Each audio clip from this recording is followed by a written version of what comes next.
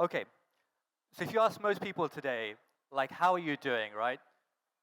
The general answer tends to be that, oh, I'm really busy, okay?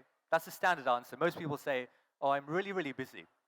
And they're generally busy because they're running around with their smartphones. So they're on their smartphone and they're running around and they're talking to someone, and then maybe they're actually in a queue, right? And they're on their smartphone, or maybe they're actually sitting with their friends, but they're also on their smartphone at the same time.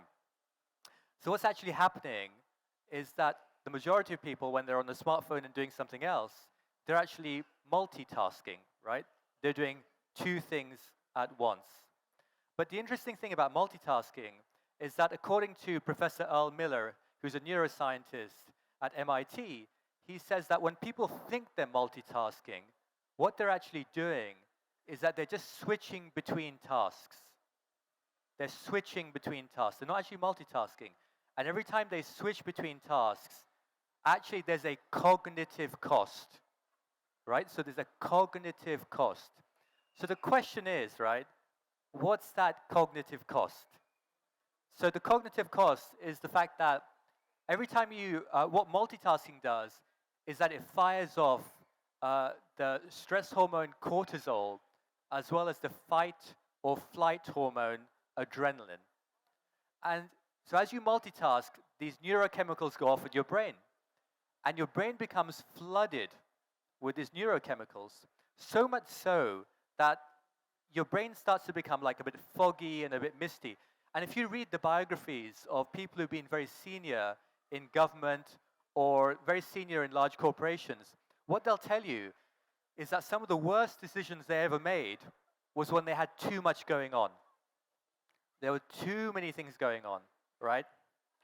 Now, what's also happening is that the prefrontal cortex, which is the part of the brain that we need to help us stay focused, right? So the prefrontal cortex is the part of the brain that we need to help us stay focused. That becomes easily distracted. So for example, you have a new notification on your phone, right? The prefrontal cortex gets easily distracted. Or something new or shiny or blingy pops up, the prefrontal cortex gets distracted. Now the problem is that every single time the prefrontal cortex gets distracted, another neurochemical goes off in the brain, which is called dopamine. And dopamine is often known as it's like brain candy. It's like sweets. And we all love sweets, right? But we know too many sweets is actually really bad for you, right? Okay? So you've got dopamine firing off as you're jumping between one thing and another thing. So the issue here is that multitasking feels like fun. Okay, when you're multitasking, you feel, oh, I'm really busy, I'm jumping around. But you ask most people how they do feeling at the end of the day, and they say, you know, I'm really tired. There's not enough hours in the day. I can't get things done, right? I can see the nods around me. So you feel that. I feel that, right? You feel that, right? So a couple of years ago, the conventional wisdom, i.e. the standard belief, was that people who were multitaskers were actually more effective. So that was the conventional wisdom. People believed that multitaskers were much more effective. So a couple of researchers at Stanford, what they did was that they did a test, Ophir, Narson, Wagner. They tested that hypothesis. So they said, were multitaskers much more effective because they were better at ignoring irrelevant information? So is that why multitaskers were more effective? Because they could ignore irrelevant information. And what they realized when they tested that, that wasn't the case. Multitaskers were actually not effective. Okay? Then they tested the second hypothesis, which was, were multitaskers actually better at organizing and storing information? Is that why they were better, more effective? And what they realized was that they weren't. That was also not true. So they tested a third hypothesis. And the third hypothesis was that, well, were actually multitaskers better at task switching? Were they better at multitasking? And what they realized was actually no, they weren't. And they found that actually the light multitaskers were actually much more effective than the heavy multitaskers. So what the researchers Ophir, Narson, and Wagner said was that the heavy multitaskers, they couldn't keep things separate in their mind. So they were working on something, but they were thinking about the past or they were thinking about the future. And what the research shows is that even if you're at home having dinner with your family, 47% of the time, your mind is wandering. You're not present. You're thinking about the past or you're thinking about the future. So this was the problem. The heavy multitaskers couldn't get the work done because they were thinking about something else, right? Now, for those of you who work in organizations and companies or you have your own business, now think about that, right? So if you're a heavy multitasker, not only are you being less effective, but what's also happening is that you're creating undue stress by releasing cortisol and adrenaline into your brain as well. Okay. There was another really interesting study done by Gloria Mark, who's a professor of information science at the University of California. So her and her team worked with some large global corporates like Boeing and Intel and Microsoft and various others. And they installed a logging program in the computer of thousands of users with their permission. So they said to the users, we want to install a logging program which sees how often, what you do on your screen. And what they found was that some of the users were actually switching between programs and applications every 40 seconds, right? And the average was every 2 or 3 minutes. People kept switching from one thing to another thing. Now remember, every single time you switch tasks, there's a cognitive cost, right? Cortisol and adrenaline going off. Now what the research also showed was that when people were actually focusing, so when they're actually really focused and doing some deep work, maybe you're in a deep Excel model or you're writing an HR policy, whatever it might be, if people got distracted when they were doing that, it would take 25 minutes to get back to the same level of cognitive depth they were at before they got distracted. So think about that, you're deep in work and then suddenly your smartphone is very alluring and you just pick it up, right? And you disappear into a black hole for a while. It's going to take you 25 minutes to get back to that depth that you were at before, right? Or if you're sitting in an open plan office and people are coming up and distracting you, potentially you could be losing hours and hours a day. And what the research also showed was that when people went back, they would end up doing 2.26 other things before they went back to the original task. So potentially you could be losing hours and hours just through this kind of engagement. Okay.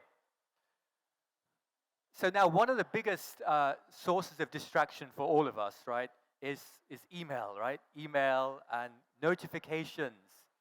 So there was a study done by Professor Glenn Wilson, and he was a former professor at King's College in London. And he did a study on email notifications. So when you're on your computer and you're working on something, right? And then you can see that little notification in the corner that you have email, right? What the research showed was that if you're working on something and you're distracted, your attention is drawn to that email notification, then your effective IQ drops by 10 points. Your effective IQ drops by 10 points. Now put that in context. So what Professor Wilson says is that when people smoke marijuana, and of course I'm not recommending anyone smoke marijuana, but what Professor Wilson says is that when people smoke marijuana, their effective IQ drops 6 points. But when they have the email notification that is dividing their attention, their effective IQ is dropping by 10 points. Now again, think about that. You're trying to get something done, and you're lowering your ability because the horsepower your brain is generating has got less. Why are we making life difficult for ourselves, right? Okay. There was another study done which was looking at what happens when we're trying to learn something and we're multitasking. So Professor Ross Poldrack at Stanford, he did a study to look at when school children were doing their homework, right, and they were watching television, okay, what they found was that the information from the homework got coded into the striatum. Now, the striatum is the part of the brain that is responsible for learning a new skill or learning a new procedure. So, for example, I learned how to juggle, right? Learning how to juggle is a new skill, it's a new procedure. That gets coded into the striatum. But when the same school children were doing their homework and they weren't watching the television, then the information from their homework got coded into the hippocampus. Now, the hippocampus is the part of the brain that's responsible for cataloging, storing, and most importantly, retrieving the information. Right? So when the children could then, it got cataloged, stored, and retrieved effectively. The same applies to all of us who work in organizations and companies, right? If you're trying to do something and you're learning something new, but you're also trying to do something else, then actually the information is going to the wrong part of the brain. And then you think, oh, I can't remember. Of course you can't remember. It's in the wrong part of the brain. It's not in the right place, right? That's why you can't remember, right? Because you're trying to do two things at once, yeah? Okay. Right, so the question is, right, how did we get into this situation today where we have so many digital distractions around us, right? I started working in the corporate sector back in the 1990s. And, I didn't imagine that in 2022, we'd be in such a situation where there would be so many digital distractions around us, shattering our attention into like a 1,000 shards of glass. I didn't imagine that to be the case. And when the late Steve Jobs launched the first iPhone, the iPhone 1 in 2007, I, like many, and perhaps many of you here, went out and bought the first iPhone as well. And when Jobs launched the first iPhone, he said that the killer app is making calls. Now, for those of you who are a bit younger, you're probably thinking, why is that a killer app? Because in 2007, the majority of people had like a Nokia or a Motorola, right, or an Ericsson phone, and then they would have an iPod for their music. And so what the iPhone did is that it made the iPod into a normal, regular phone. That's why So, I bought that. A lot of other people bought it as well. If you had said to me in 2007, Rehan, in 2022, the average iPhone user will be picking up their device 150 times a day, right?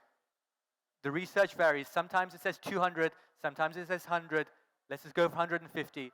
If the average iPhone user or smartphone user is picking their phone up 150 times a day, I would be like, are you crazy? Why would I want something like that? That's mad. Now, of course, I appreciate if it's part of your job, someone is a field engineer and they're out at site and they have to use a smartphone. Someone is a medical professional, they're out at site, they have to use a smartphone. You're using Google Maps, maybe you're driving. I get that. That's fine. There's nothing wrong with that, right?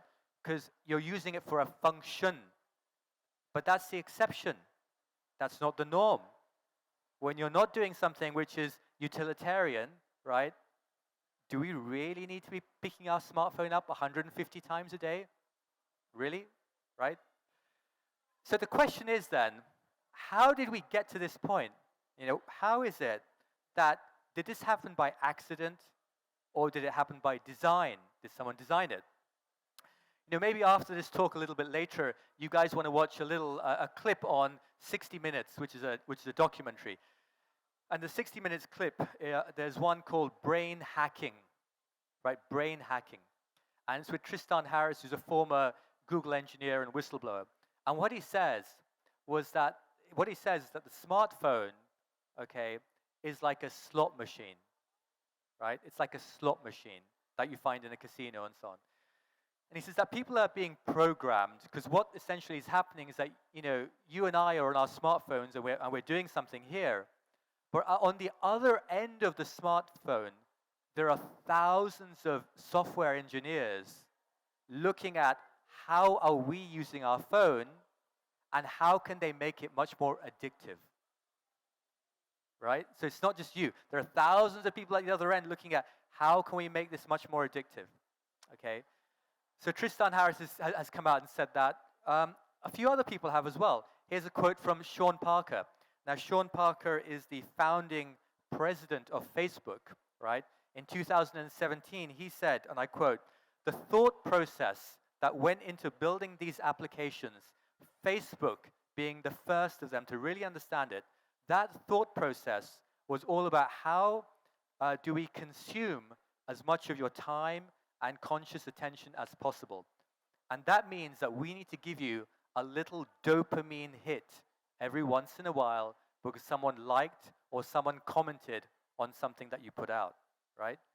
So these are leading people from the industry who are talking about the fact that the way our smartphones and the way our devices and the way our digital lives are designed, it's not by accident, it's by design.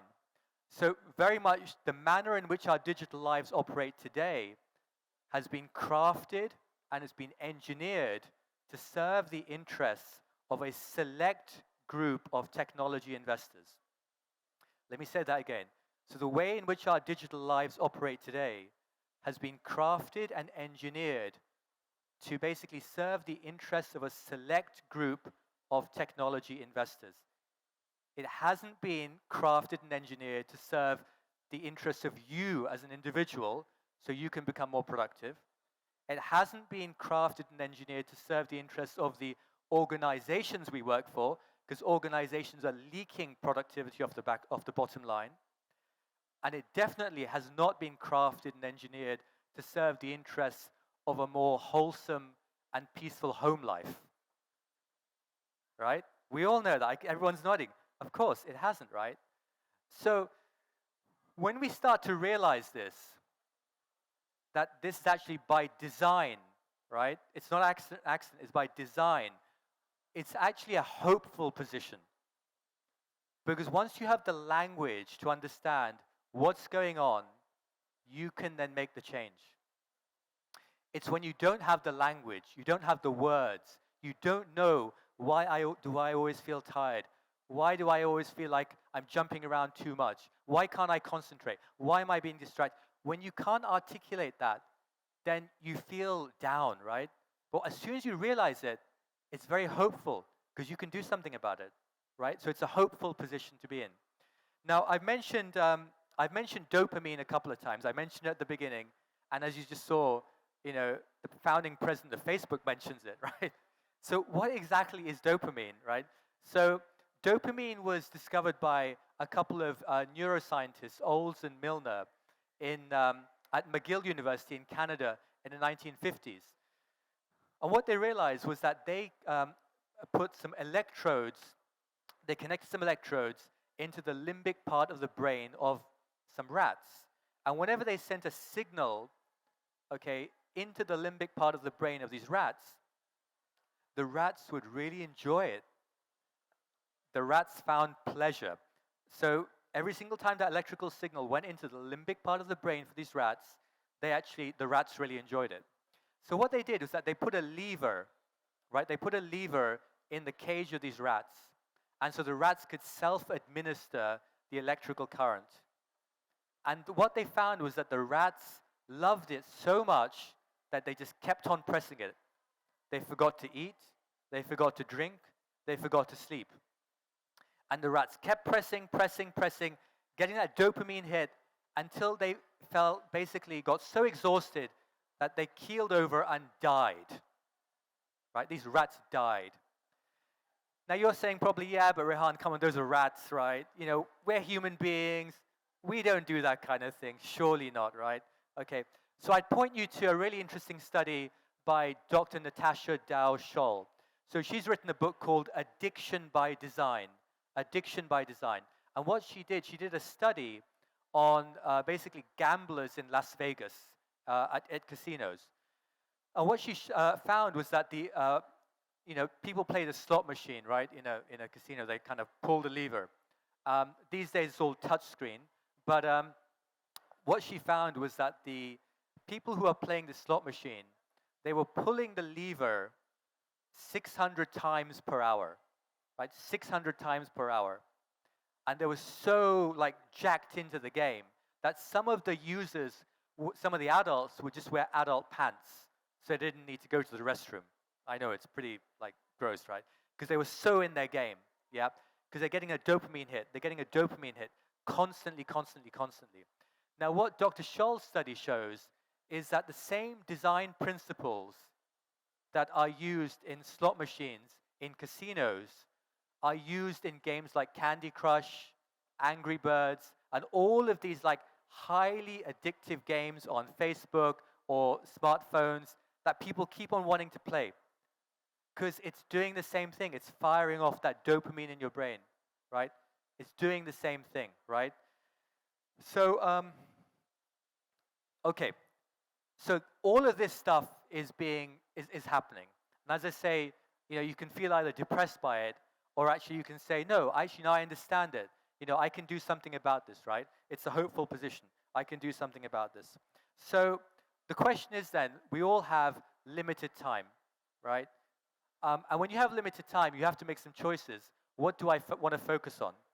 So Timothy Wilson, who is a professor of psychology at the University of Virginia, what he said was that the brain receives something like 11 million bits of 11 billion bits of sensory 11 million, forgive me, bits of sensory information per second.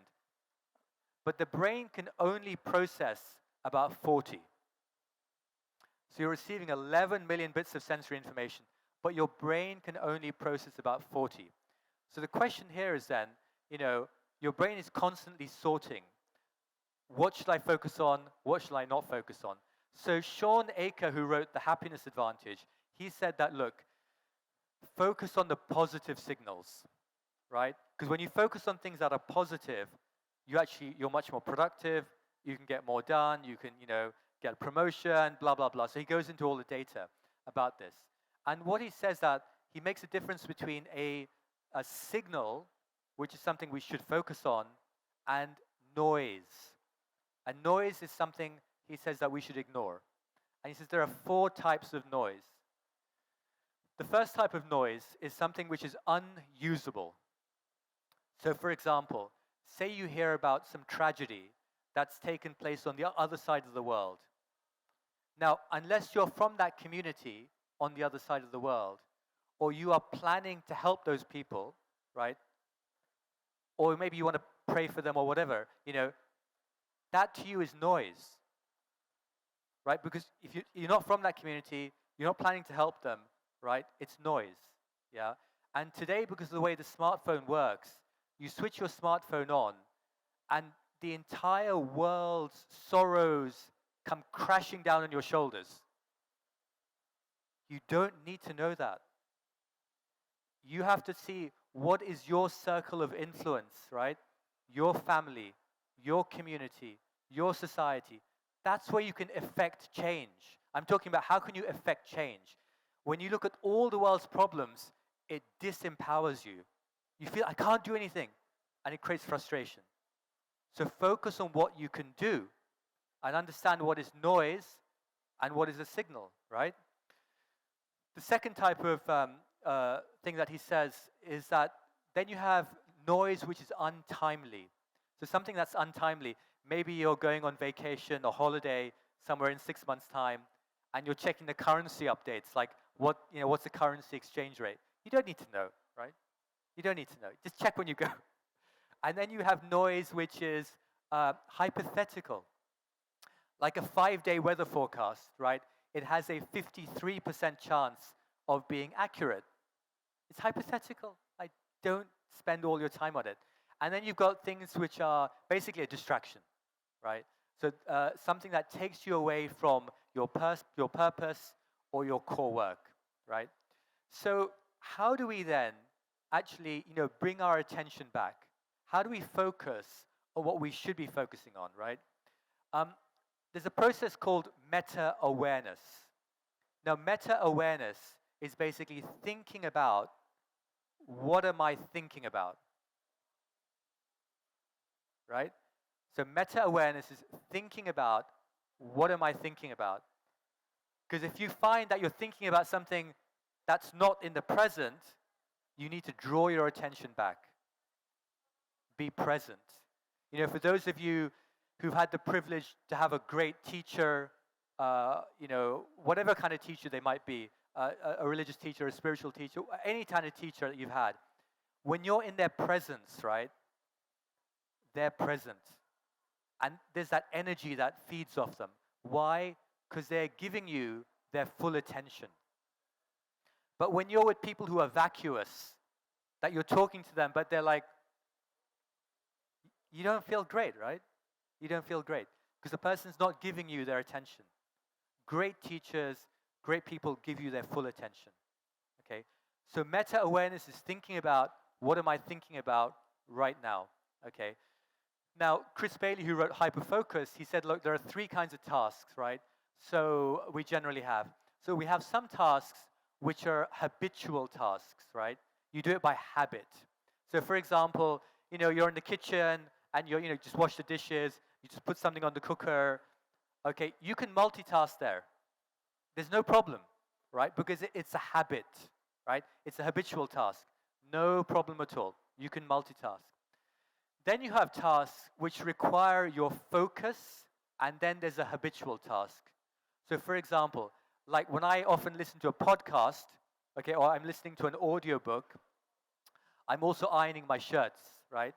Because ironing my shirts is a habitual task, whereas listening to the podcast, that requires my focus.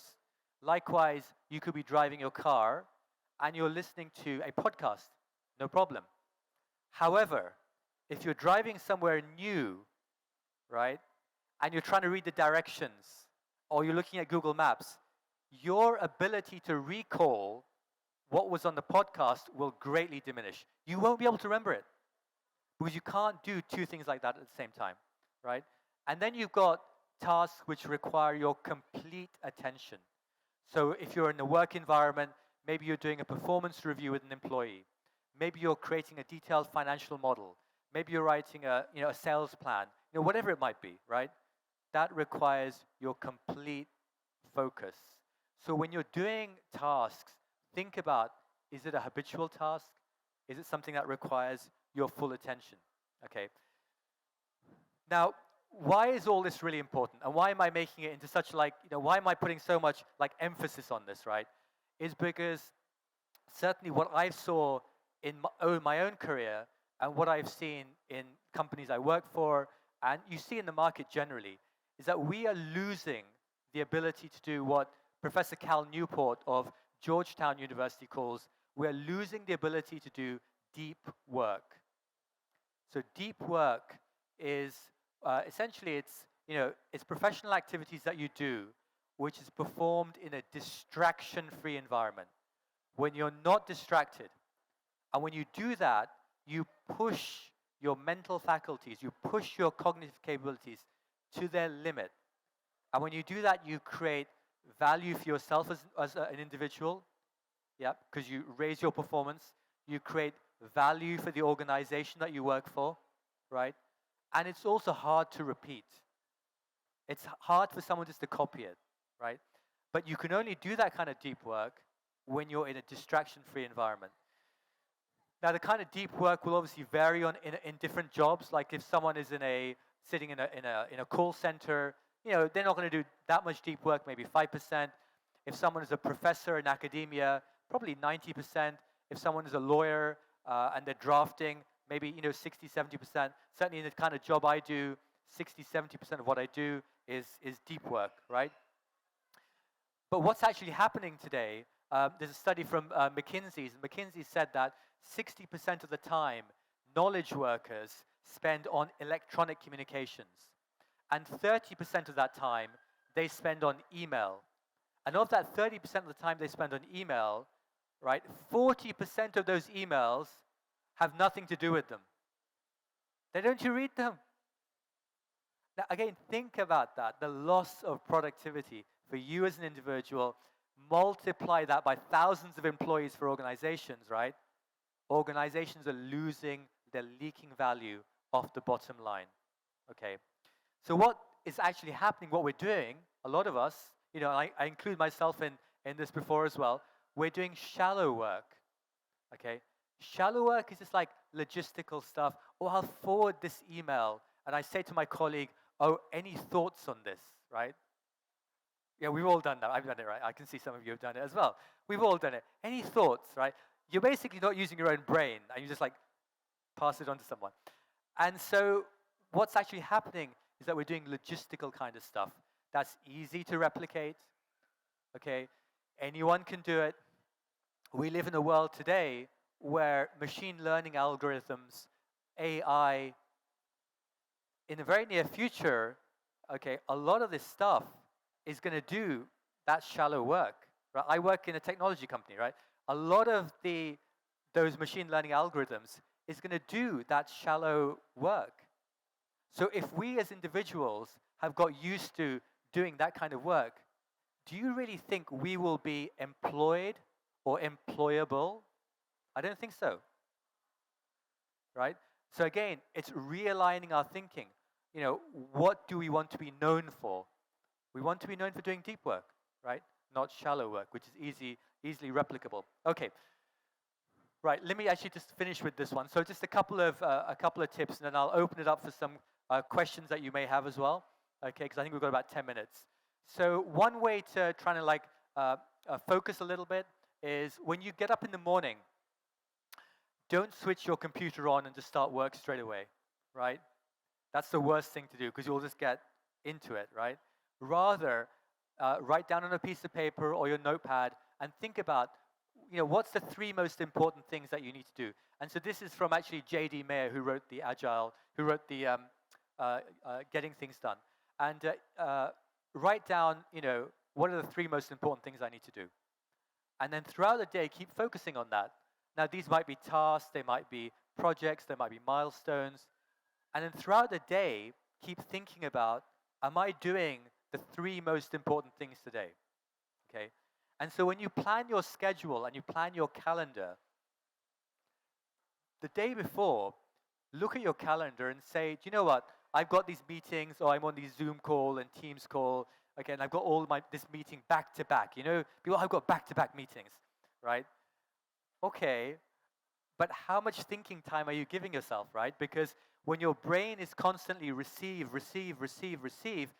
it can't make the neural connections. And what you'll find, I'm sure, is that your best ideas come when like you're in the shower or you're just going for a walk. Why? Because your brain wasn't receiving. And when your brain's not receiving, it's calm. And when it's calm, it's making the neural connections, right? It's making the neural connections. So in your daily schedule, give yourself time where you can go for a walk. Give yourself time where you can just look out the window, right? Because remember, it's quality, it's not quantity. You know, we live in the reign of quantity. You know, and that's actually a very famous book, The Reign of Quantity. We live in a time where it's all about quantity, quantity, quantity. However, we always know quality, right? We know quality is what wins it, right? So give yourself time. And then, you know, you might have a few other tasks and so on as well to think about. So that's just like one suggestion that you may want to have a think about. So what I've been speaking to you for the last kind of like half an hour has been very much about distraction. So it's from a book I've written called Distracting Ourselves to Death. It's a very famous book by Neil Postman, who was in the 70s, in the 80s, and he was a professor at NYU, and it was called Amusing Ourselves to Death. So I kind of like ripped off the title a little bit. And it's distracting ourselves to death. So some of the stuff I've spoken to you about today is actually, it's more explained in the book. And it's really aimed at, you know, knowledge workers, people who work with information. And how can you focus on what's, you know, important? How can you focus on your purpose? I have a couple of other books if you're interested. So I write historic fiction and then some fantasy as well. So I think the books are available I think they're available for sale around the corner from Magrudy's. But let me stop there, because if you do have questions, please put your hands up. Okay, and there's a mic here. Daisy, I think this gentleman here. Yep. Thank you for the wonderful presentation, Rehan. I have a question for you which was already weighing heavily on my mind, and you happened to touch upon the topic. So I'm not a father, but there are other children in the family, and I discovered to my, because for some time due to COVID I was not able to travel enough, children do not want to give up on their mobile phones, and you cannot force them to even, spend quality time with you. You take them out on a meal, they're glued to their phones. As an adult, it was already very disturbing. And from your lecture, I gather that in the long run, it will impact everybody's productivity too if somebody's glued to phone all the time. So I have two related questions. One question is that now in this time and age when everybody is onto their phone all the time, are we looking at a period of when the human beings are really less productive as a race?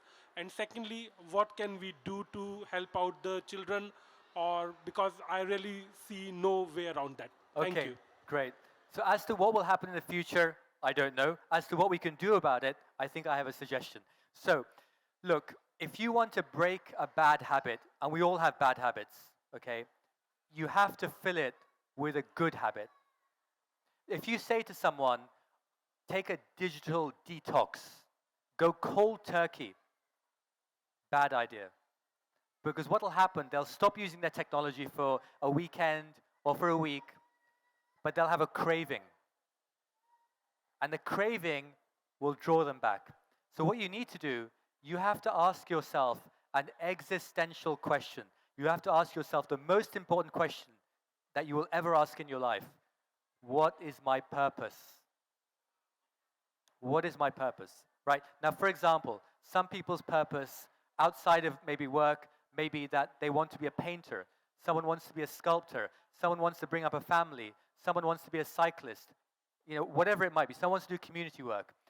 If you know this is my purpose, this is what I want to do, then you start to fill your time with that. So maybe someone wants to learn to play the guitar. They start to learn that, right? Now, when you start to fill your time with that thing that is your purpose that you want to do, then the fact that you're not on your devices, the time will start to go down.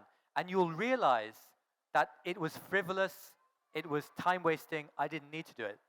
So you must really find something that you want to do. Focus on that. And then you will break the habit easily. So as a writer, I use technology. I'm not against technology, right? I use technology. But I use technology as a novelist to try and become a better novelist. So if you like cycling, you use the cycling technology like Strava and stuff to become a better cyclist, right? But technology by itself has no value. It only has value if it helps you become what you want to be. So find out what that is. It's a hard question. It might take you 1 or 2 years. You might go down blind alleys, but take the first step in the journey, because it's the journey, right? And it's also you learn on that journey. That you will find your way, and then the digital distraction, it goes away because it's just frivolous, right? Okay. There's a couple of questions here.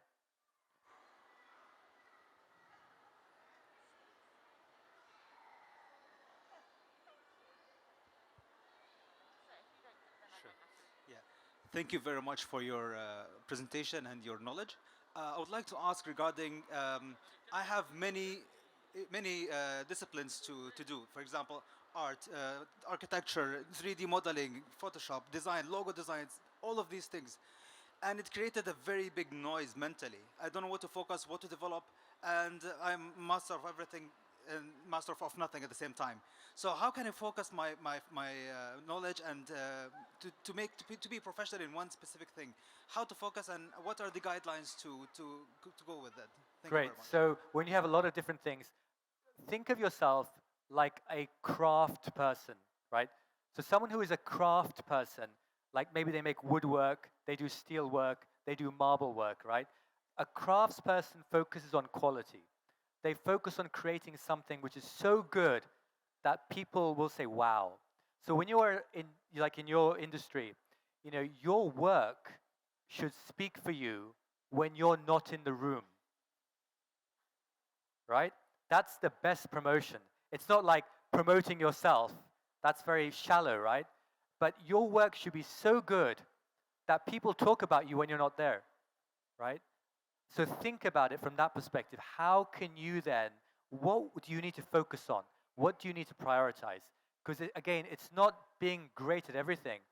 It's being known for 1 or 2 things and being known for, doing those things really well, right? So prioritize. Okay, I think, did you have a question? Daisy, where's Mike? We've lost our one question just here. That was Afra Atik's fault. She was distracting me. Okay, I'm sorry. She'll recite a poem for you. Okay, gentleman just here. Okay, thank you so much for the presentation. My question was really regarding myself personally. So I'm a very distracted person naturally, not just with the device and everything. And usually when I'm working, even if it's like I'm focusing on a single task or even having a normal conversation, usually my head's like racing in like 7 or 8 different directions. So I have a hard time really focusing on one thing. Right. And I really don't know how to handle that regardless of whether I use or not use my device. So Okay, don't so know. when your mind is constantly racing and you're thinking about different things, look, so I have a daytime job, right, which pays the bills, and I also I'm a novelist, right? So sometimes in the daytime, I'll think about like a plot or a character, right? So remember, your Yeah? mind Okay. is for How do I having test it ideas. To see if Your it's mind is for having ideas. Your Bit mind big. is not for holding ideas. So as soon as you have an idea, externalize it, write it down. Because if the idea is being held in your brain, that's creating stress. So your mind is racing. Have paper, write it down, externalize it. It'll relax you. It brings you back to what you're doing then, right? Rather than thinking about all these things. Externalize it. Your mind is for having ideas, not for holding ideas. Okay? Yeah. Okay, I think we're done for time. But if anyone has any other questions, I'll be I'm just around. I trying to think see on what the this mic- side for the books. So just feel free to come and ask because it's a problem that we all face, right? So we can all help each other out here. So thank you so much. Ladies and gentlemen, Rehan's book has been so popular at Magrudy's, who are our official booksellers. We only have 2 copies left. That's how many you've sold. We do have Rehan's other books, and Magrudy's sure, is go also taking orders for Rehan's book. But as he said, I'm sure he's have to very go. amenable to answering questions round at the signing stage. So Is we're that going nice to see filter? him over there if you'd Looks like good. to make your way over there. Thank you. Thank you.